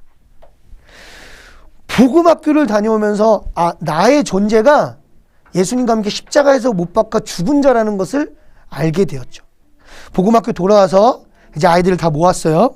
그리고 애들한테 무릎은 꿇진 않았지만 애들 다 의자에 무릎 꿇었나? 아무튼 애들한테 정말 사죄하는 마음으로 얘들아 목사님이 미안해. 그때 전도사님이구나. 전도사님 너희들에게 미안해. 내가 살아서 내 열심으로 했던 것이 내가 잘못인 거야. 잘못했어. 내가 너희들은 사과할게. 그리고 나서 애들이 변하기 시작하는 거예요. 그때 이제 제 슬로건이 뭐냐면 주님이 하십니다. 주님이 하십니다. 제가 하는 거 아닙니다. 주님이 하십니다라고만 외쳤거든요. 그렇게 이야기하고 12월 달 성탄절을 준비한다고 아이들한테 이야기하니까 아이들이 자기들끼리 팀을 만들어서 저랑 제일 싸웠던 친구 있잖아요. 그 친구 주축으로 그 여자의 주축으로 해서 애들 막 찬양 율동팀 만들고 성극팀 만들어가지고 애들이 막 알아서 하고 카톡방을 만들어가지고 말씀을 나누고 서로 이제 그리고 저한테 전사님 미워해서 미안해 막 편지까지 보내주고 지금도 연락하는 사이가 됐어요. 이 이야기를 하려고 이렇게 길게 얘기한 거예요. 여러분 내가 죽고 주님이 하시도록 하니까 아이들 마음이 열린 것을 경험하게 됐어요. 말씀이 들어가게 되더라고요. 그 후 제가 아파가지고 7개월밖에 사역을 못해서 그만두고 이제 동구천에서 개척을 아까 얘기했지만 어머니의 보험금 해가지고 개척을 하게 되었는데 이 개척할 때 이 마음으로 하니까 애들을 만나게 되더라고요. 꿀벌을 탈 수 있는 이유는 뭐냐면 인카네이션이에요. 예수님이 우리 인간의 몸으로 이 땅에 내려오셨잖아요. 그러니까 보잘것없는. 그러니까 나도 애들한테 어떻게 하면 쉽게 다가갈까. 그러니까 이렇게 정장을 입고 아이들에게 다가가니까 애들이 거부를 하는 거예요. 두려워하는 거예요. 근데 제가 꿀벌 옷을 입고 캥거루 옷을 입고 꼬꼬닥을 입고 가면 애들이 먼저 와요. 어떤 애는 뒤통을 치고 어떤 애는 꼬리를 막 잡아 당기기도 해요. 그러면서 아이들과 만나기 시작하게 되더라고요. 그래서 그 아이들과 계속 교제하려고 축구 모임도 만들고 또 교회에다가 컴퓨터 갖다 놔가지고 게임방도 만들고 또 라면도 끓여주고 그 애들이 이제 중학교 올라가니까 애들 만나려고 이제 학교 기도 모임도 만들게 되고 또 어떤 애들은 이제 사고 치는 애들도 이제 제가 아는 애 중에 생기더라고요. 그래서 저기 안양에 있는 심사원도 가서 면회도 가고 또 어떤 애가 사고 쳤다 그러면 제가 가서 돈도 막 해결해 주고 근데 제가 이렇게 열심히 하면 애들이 변할 줄 알았거든요. 변하진 않더라고요. 그래서 제가 그때 깨달은 건 뭐냐면 나에게 주신 은혜 나는 그냥 흘려보내는 통로구나. 내가 이렇게 했으니까 애들이 변해야 돼 라고 또 내 안에 그 기준을 삼으니까 애들이 미워지는 거예요. 그걸 하기가 싫은 거 짜증이 나는 거예요. 근데 주님이 마음을 다뤄주셔서 이제 애들 그냥 자체적으로 사랑하게 되고 그러면서 애들 뭐 힘든 일 있으면 도와주고 이제 저도 이제 청소년 여러분들 이제 사역하시는 것도 막 들어보니까 그냥 친구처럼 대해주는 게 되게 중요하다고 하더라고요. 저는 이제 이렇게 내가 잘 섬겼으니까 잘했으니까 애들한테 이런 말 할 수 있는 자격이 있어라고 제가 꼰대라는 생각을 이제 하게 된 거죠. 이게 아니구나. 나는 그냥 통로구나. 주님이 일하시는 때까지 난 아이들을 옆에서 그냥 지켜주는 거구나. 아이들 옆에서 사랑하는 거구나. 이거를 배우게 되었습니다. 요즘에는 이제 코로나 후로 이제 제가 사역을 하는 거 어떻게 되냐면은 아이들이 이제 뭐 줌으로도 만나고 1대1로 이제 만나게 되면서 이제 아이들 한 영혼에 좀 집중하려고 해요. 예전에는 어떻게 보면 코로나 전에는 어떻게 보면 뭉뚱그려서 애들 많이 이렇게 만났잖아요. 근데 지금은 그렇게 할 수가 없어서 이제 한 아이, 많게는 2명 아이. 요즘에 어제 저녁에도 교회 와가지고 어떤 라면 먹고 왔거든요. 그리고 기도해 주십시오. 제가 20살 청년 여자의 두 가정을 전도하려고 지금 기도하고 있어요. 그래서 그 20살 애들인데 벌써 애들이 2명이에요. 20살인데, 이제 2021년 됐으니까 이제 21살이네요. 그러니까 아이가 3살짜리, 2살짜리. 이 2명이에요. 남편이 있어요. 그래도 제가 그래서 감사한 건 책임지고 있어서 참 감사한 거죠. 그 남자애들한테. 아무튼 그 두 가정을 제가 전도하려고 기도하고 있으면서 요번에 에어바운스를 제가 구입을 했습니다. 에어바운스. 애기들 노는 거. 코로나 때문에 걔네들이 어디를 못 가니까 너무나 힘들어하고 답답해 하더라고요. 교회 와서 그러면 놀아라. 그렇게 했는데 요번 주일에 온 거예요. 요번 주일에 어떻게 왔냐면은 또 이제 제가 이 마음을 어느 분한테 나눴죠. 이런 아이들을 전도하려고 한다는데 어느 분이 재정을 보내주실 뿐만이 아니라 이제 애기들 용품이랑 이제 옷이랑 장난감 이런 것들을 보내주신 거예요. 그래서 애들한테 야, 천사가 왔다 갔다. 야, 하나님 너네 진짜 사랑하나 보다. 그러니까 교회로 온다는 거예요. 순간 당황했죠. 예, 코로나인데 그리고 그날 이제 장종택 목사님도 오시는 날인데 이거 어떻게 해야 되나 했는데 저는 오지 말라고 야 코로나니까 그냥 있어 했는데 그래도 그 아이들이 오겠다는 거예요. 그래도 고맙다 했는데 11시 예배 시작했는데 11시 40분에 오더라고요. 예배 다 끝날 때. 그때 아이들이 교회 와서 이제 제가 이제 예배 끝나고 밥을 사주고 또 이제 재정 흘려보내고 이제 에어바운스에 그 두 부부가 두 가정이 같이 살아요. 그러니까 방이 총 3개인데 한 가정 하나는 이제 저기 옷방 뭐 이런 식으로 해가지고 같이 이렇게 사는데 걔네들이 이제 오니까 쟤는 너무 기쁜 거예요. 에어바운스까지 사고 에어바운스 30만 원 주고 샀거든요. 그 이제 저는 이제 좋다고 할렐루야 한다고 간증으로 이렇게 딱 찍어서 페이스북, 인스타, 틱톡에 올렸습니다. 그런데 어느 분이 틱톡을 보시고 국민신문고에 2건이나 신고를 하셨대요. 그래서 시청에서 전화가 왔어요. 아니 이게 예배 시간도 아닌데 5인 이상이 모였고 또 어린애들은 솔직히 3살, 2살 어떻게 마스크 쓰겠습니까? 그러니까 마스크 안 썼다고 해가지고 신고를 한 거예요.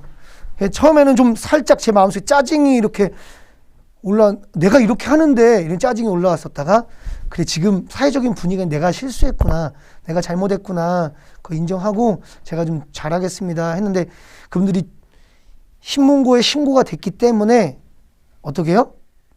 조사 나와야 된다고 하더라고요. 아직 조사 안 나왔는데 이번 돌아오는 주일에 나오지 않을까라는 생각하는데 여러분 기도해 주십시오. 그냥 잘 넘어갈 수 있도록 제가 이제 더 조심하면서 오직 예수님만 남는. 그래서 이 간증의 결론은 뭐냐면은 주님이 저를 이렇게 만드셨다라는 거예요. 그러니까 제가 하는 사역, 제가 만나는 거 기승전 예수님이에요. 예수님. 그래서 임원 목사님 통해서 이렇게 귀한 저의 7년의 사역을 한번 쭉 돌이켜봤는데 예수님만 남는 거구나. 그 고백입니다. 주님이 하셨습니다. 감사합니다. 아멘. 감사합니다. 주님이 하셨습니다. 그 신문고에 신고하게 한 것도 네. 어쩌면 주님이 하신 거일 수 있어요. 아멘. 왜냐하면 아멘. 우리가 더 조심해야 되니까. 네, 맞습니다. 한국교회가 지금 뭐 여러 가지 어려운 문제들이 있지만 사실 이단교회에서 워낙 많이 방역의 문제가 터지지만 우리도 좀 쉽게 생각하고 네. 넘어갈 수 있었던 것들을 하나하나 점검하는, 아마 김준환 목사님이 어제 올리셨던 조사 나온다는 그 내용이 더 많은 사람들한테 자극제가 됐을 수도 있어요. 왜냐면은 저희들도 쉽게 생각하고 5인 이상 편하게 모이고 네. 편하게 나누다가 이건 나라에서 교회를 핍박하는 게 아니라 모두가 모두의 건강을 위해서 지키자는 거니까. 네, 맞습니다. 이러면서 우리가 같이 배워가는 거죠. 네, 맞습니다. 저는 목사님 간증을 들으면서 청소년들과 함께 개척한다는 마음이 있을 때, 또 청소년 선교 단체를 한다는 마음이 있을 때 절대 잊지 말아야 될 한 가지. 근데 저는 그거를 거의 한 20년 지나서 깨달았거든요. 15년, 20년 차 때 깨달았는데 7년 만에 깨달았으면 엄청 일찍 깨달은 거예요. 그게 뭐냐? 예수님만 남는다. 아멘.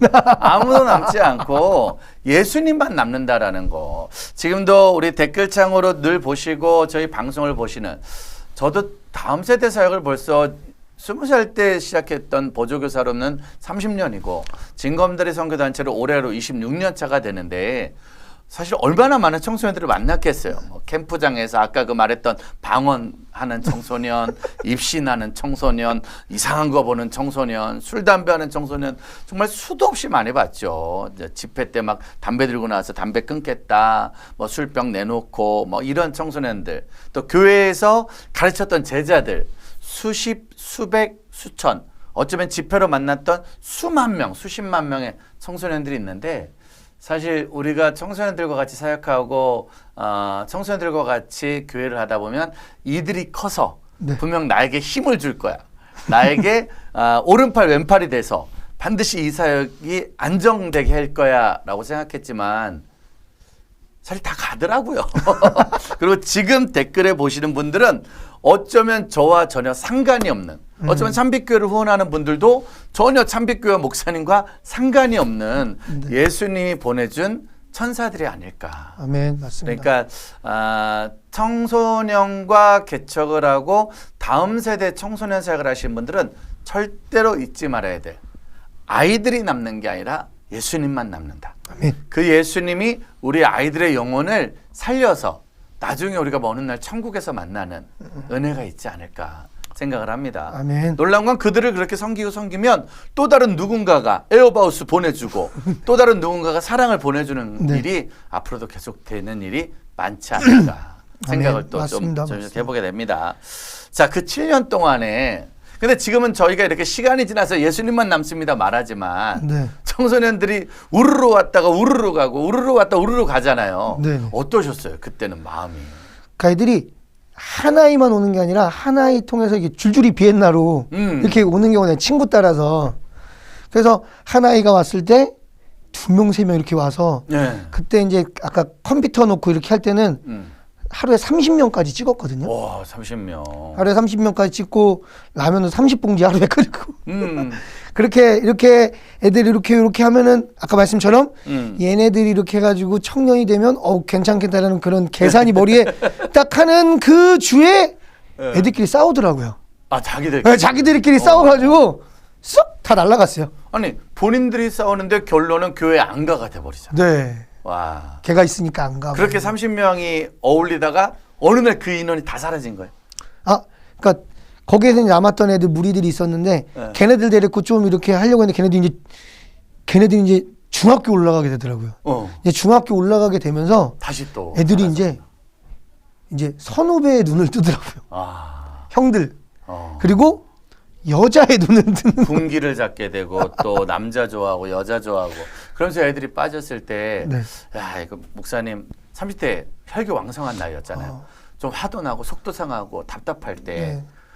그러면서 이제 하나님은 짜증 이렇게 마음으로 올라왔을 때 이제 아까도 이제 고백 가운데 얘기하면 내가 아이들 섬기는 자체만 행복한 건데 이제 내가 요걸 통해서 아이들한테 뭘 더 요구하려고 했고 애들을 바꾸려고 했고 교화시키려고 했고 이제 이게 내 교만이구나 이제 그런 걸 깨달으면서 이제 하나님 마음을 주신 건 너 나 때문에 한 거 아니니? 아. 너 왜 그랬니?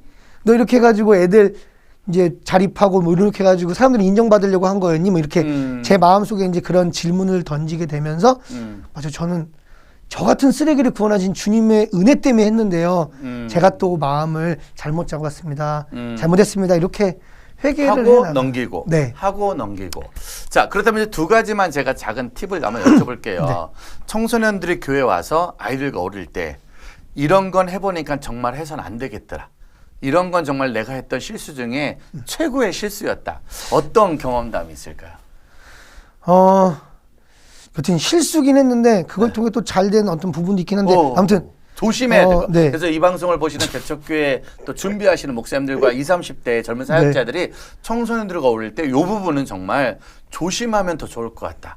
그런 팁이 있다면 어떤 것일까요? 그러니까 애들이 이제 어떤 사고를 좀 쳤어요. 어떤 사고를 쳤는데 아침 7시에 저한테 전화를 한 거예요. 목사님 도와주세요. 근데 그 애들이 하면 안 되는 짓을 한 거예요. 그래서 그 이제 결과적으로 거기 있는 애가 잡혀가면 이제 소년원이 또 다시 들어가게 되는 거 가중죄가 있어서 제가 이제 죄를 졌다라고 그러니까 아이가 소년원에 갈까봐 내가 네. 한 것처럼. 네. 그렇게 했는데 그 부모들이 처음에는 이제 그 합의금이랑 이렇게 돈을 이제 십시일반 모아서 준다고 했는데 그게 이제 제가 하게 된 거니까 그 부모들이 싹 입을 닦더라고요.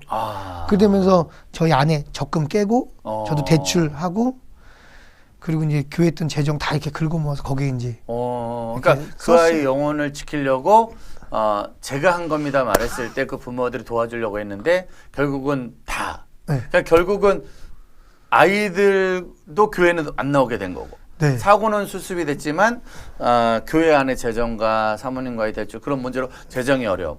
다 지나고 나면 생각해 보면 그렇기 때문에 진짜 사랑해서 아이를 품은 거지만 그 아이는 또 그거를 역이용하고 그래서 그런 거 있어요. 가출 청소년들 돕는 일 해야 되지만 함부로 해서 안 되고 그리고 무언가의 사고를 치고 문제를 일으킨 친구들을 돕는 일 해야 되지만 함부로 해서 안 된다. 준비한 마음, 그 준비된 기도 그리고 또 그럴 때는 또 법적 자문도 좀 받을 수 있는 누군가가 같이 옆에서 도와줘야지만. 그러면서 제 안에 이제 어느 정도 정리가 된 거 뭐냐면은 애들이 잘못한 거잖아요. 네. 걔가 벌 받게 하고 그리고 난 옆에서 이제 걔를 지지해 주는 거죠. 그 목사님 너 뒤에 있다. 힘내라. 너 사랑한다. 그러면서 이제 힘사원도 가지고 편지도 적어주고 이렇게 하는 그 게 아이를 맞겠구나. 영혼을 살리고 우리 교회로 나오게 하겠다고 죄로 말하지 않고 덮어주는 그건 정말 어쩌면 우리가 앞으로도 조심해야 될 그런 문제가 그러니까 예수님께 받은 그 은혜 나의 죄를 덮어준 거 그 아이도 그렇게 하면서 예수님을 알지 않을까 했는데 그건 저의 그냥 그렇죠. 혼자 그거는 이제 우리 생각 그렇죠. 그런 거죠. 그러니까 사실은 지금 우리가 코로나19 시대에 힘들고 어려워도 국가적인 방역을 따르려는 최선의 목표는 그래도 공공 질서라는 게 있다 보니까 그런 건 정말 앞으로도 더 조심하면 좋겠다. 자, 그런 어려움이 있었고 그렇다면 진짜로 이런 걸 해보니까 애들이 너무 좋아하더라. 개척교회하고 막 지금까지 오면서 이런 거 했을 때 아이들이 너무 좋아하고 조금은 변화가 있더라. 어떤 거 있을까요? 좀 예배 강조하는 거였어요. 그러니까 처음에는 뭐 애들 찾아가지고 뭐 먹을 거 사주고 그리고 축구팀 만들어 축구 해주고 그러니까 축구로 애들이 시작을 하니까 애들이 그때도 축구팀으로도 한 2팀이 나왔어요. 그래서 22명 나와서 초등부대에 나가고 중등부대에 나갈 정도로 그렇게 나왔는데 이제 말씀 양육하자 하니까 사라지는 거예요. 그래서 거기서 남았던 애들이 이제 걔네들의 목적은 축구하러 오는 거고 먹으러 오는 거라서 그래서 처음부터 그 아이 접근할 때 예수님 전하려고 접근하는 게 중요한 것 같아요. 그러니까 어떤 방법론적으로 뭐 사주고 놀고 이런 것도 중요하긴 하지만 내가 이렇게 노는 이유, 내가 사주는 이유는 직구로 얘기하면 나 너한테 예수님 전하려고 그런 거다. 그래서 목사님 물어보면 제가 느낀 건 예수님 전하려고 너한테 접근하는 거야 라고 이제 직구로 얘기하고 목적성이 분명해야 된다. 네. 사실 생각해 보면 예수님이 2020년도에 한국교회를 와서 사역하셨으면 정말 살짝 끔찍한 생각이 들 때가 있어요. 뭐냐면은 예수님의 사건 중에 수많은 사람들이 환호했던 사건이 오병이어의 사건이잖아요. 죽은 자를 고치고 눈먼 자를 뜨게 하는 이 어떠한 기적을 바라는 세대에 축구 좋아하는 애들한테 막 축구하면 막 축구하는 애들 모이고 컴퓨터 게임하는 애들 모이고 뭐 먹을 거 사주면 먹을 거 모이고 근데 그거는 모여 있게 하는 건 할 수 있지만 예수님이 정말 이 땅에서 이루고 싶었던 하나님 나라는 그 무리를 먹이고 무리를 고쳐주었지만 그들 중에 12제자를 뽑은 일. 개척교회 안에 지금도 한 명 한 명의 제자를 만들어가는 그게 더 소중하지 않을까. 여러분들도 많은 청소년들이 우리 교회 나오면 제일 좋지만 그것이 목적이 아니라 그 청소년 중에 30명이면 그 중에 3명이라도 10의 1조는 예수님의 제자화시키는 사역을 하면서 해야 된다. 네, 맞습니다. 그렇죠. 예배. 다른 것보다도 더 중요한 예배가 반드시 심어져야 된다는 거죠. 그래서 저희가 김준환 목사님한테 힘들고 사실은 김준환 목사님 때문에 인천 빛된교회 성정현 전사님이 연결이 된 거예요. 여기 개척교회에서 예배를 드리니까 또 다른 개척교회에서도 연락이 오고 지금 그렇게 해서 사실은 지금 개척교회가 너무 연락이 많이 와서 저희 번개탄이 너무 힘들어졌어요. 목사님 이거 어떻게 하실 거예요, 진짜? 네, 열심히 제가 돕겠습니다. 그렇게 개척교회 안에 한두 명의 다음 세대를 키우는 일, 그 일에 우리가 같이 마음을 써야 된다. 네. 자, 코로나 시대 때 또 개척하고 외로울 때 있잖아요. 네. 외롭고 힘들 때 번개탄 피우는, 차가울 때, 추울 때 목사님의 식어져가는 마음, 힘들어가는 마음을 다시 불로 지필 때는 어떤 방법이 있을까요? 저요? 네, 목사님이 하시는 방법. 제일 잘하는 건 교회 강대상에 눕는 거예요. 아, 교회 강대상에. 교회 강대상에 그냥 눕고 그냥 주여 뭐 그냥 이렇게 멍 때리는 거. 게다가 이제 설교 듣는 거죠. 설교 듣는 거. 그러니까 다른 설교 아니고요. 십자가 복음 설교 많이 들어요. 내가 어떤 죄인이 나를 구원하신 그 은혜. 그러니까 첫사랑, 옛날에 뭐 예수 나의 첫사랑 대신에 그 많이 불렀던 것처럼 그 첫사랑 회복. 그러니까 나 같은 죄인 얼마나 사랑하셔서. 그래서 정말 그 예수님 십자가에서 죽으실 때 그 어떤 영상 이런 거 봐도 진짜 눈물이 나더라고요. 그래서 다시 그 사랑 회복하는 거. 저는 예수님 십자가 못 박히는 영상들 많잖아요. 한 번도 끝까지 본 적이 없어요. 눈을 떠서 그걸 보는 건 좀 아직까지도 자신이 없어서. 그러니까 사실은 그렇게 힘들고 어려울 때 가장 본질적인 예수님의 십자가의 사건, 나를 위한 그 사랑, 그 보혈을 묵상하는 게 목사님만의 번개탄이 될 수도 있다. 그리고 거기 하나 더 추가하자면, 하나를 더 추가하자면, 이제 아까 설교 때 제자 훈련을 받았다 그랬잖아요. 그 제자 훈련 받으면서 질문을 하나 받았어요. 여러분들은 복음이 뭐라고 생각하십니까? 근데 복음, 예수님이 날 위해 죽으신 거요. 이제 그렇게 얘기했는데, 그건 반쪽짜리 복음이라고 하시는 거예요. 나도 예수님과 함께 죽은 거다. 이게, 그리고 내 안에 예수님이 사신 거다. 이게 온전한 복음이라고 해주시더라고요. 그래서 욱하고 올라올 때 힘들 때, 나는 죽었습니다. 그 고백. 그러니까, 요건 목사님 질문한 건 아니지만, 저의 죽은 자아를 깨우는 사람들이 있어요. 엄마, 아내, 아들. 그리고 일주일 있으면 이제 둘째 아들까지 태어나서 네. 죽었던 자리에 이제 훨훨 불을 타오르게 하지 않을까 생각합니다. 그때마다 난 죽었습니다. 뭐 이제 그렇게 고백하는 거죠. 뭐 다른 거 없어요. 솔직히 아주 그냥 앞뒤 다 빼고 정직하게 나 개척하지 말걸 요런 생각 해본 적 있어요? 했죠. 네. 저 언제 많이 했냐면은 이제 어머니가 이제 그래도 개척 자금을 이렇게 해주신 거잖아요. 네. 그 엄마가 이제 옷을 이렇게 입어라. 뭐죠? 아빠는 설교 이렇게 하라고 이렇게 하잖아요. 개척 괜히 했네.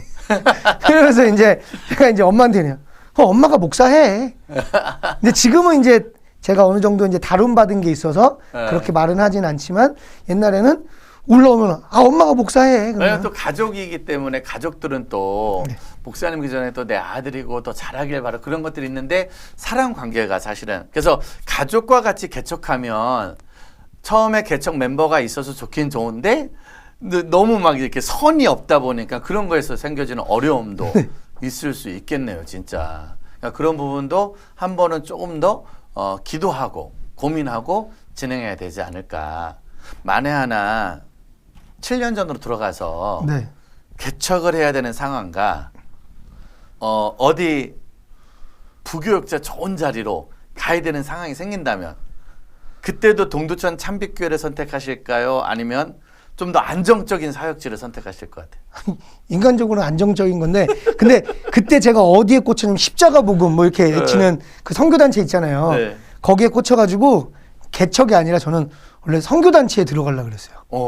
선교단체에 들어가서 무소유 주님이면 충분합니다 그렇게 살고 싶고 거기에서 여자 만나서 결혼하고 싶었고 근데 엄마가 안 된다고 말려가지고 그 돈으로 개척해서 이렇게 된 건데 지나고 났는데 그 선교단체에 있었던 그 형님이랑 이렇게 대화를 해보니까 나는 선교단체에 들어오기 싫었는데 지금 선교단체에 있다. 넌 선교단체에 들어오고 싶었는데 개척했다. 그러니까 하나님이 부르신 각자의 자리가 있는 것 같다. 그렇게 얘기하니까 좋으신 하나님을 고백하게 되니까 이해 안 될 게 없다. 아마 7년 전에 안정적인 사역지와 개척이 있었을 때 우리의 모두의 선택은 사실 안정적인 사역일 수 있어요. 그런데도 결론은 내 현실은 개척의 현장일 거예요. 왜냐? 하나님이 하시는 거니까. 우리가 개척한다고 하는 것도 아니고 우리가 번개탄 하고 싶다고 하는 게 아니잖아요. 주님이 이끄셨고 주님을 따라가다 보니 여기 있는 거지. 사실 소위 누가 말하는 안정적인 사역은 없는 것이고 지금 있는 것이 힘들고 어려워도 그래도 우리가 지켜내야 될 자리가 아니었을까 생각합니다. 아멘.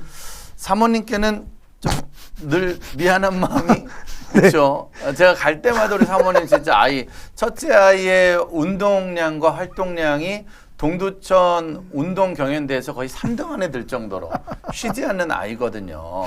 다음 주에 둘째가 나와요. 네, 저번 주 화요일 날, 요번 주 화요일이군요.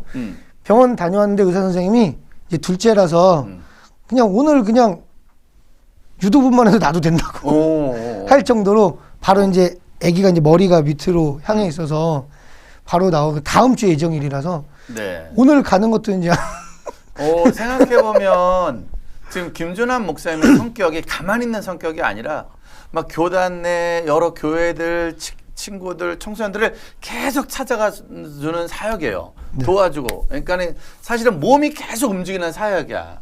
그러다 보니까는 사모님이 집에서 그쵸. 네. 일도 했고 애도 키우고 목회 일도 돕고 있고. 그래서 이번에 둘째 낳기 전에 부탁했다면서요. 제발 집에 조금만 있어달라고. 네, 맞습니다. 약속했습니다. 둘째 나면 이제 네. 가정에만 좀 있는 걸로.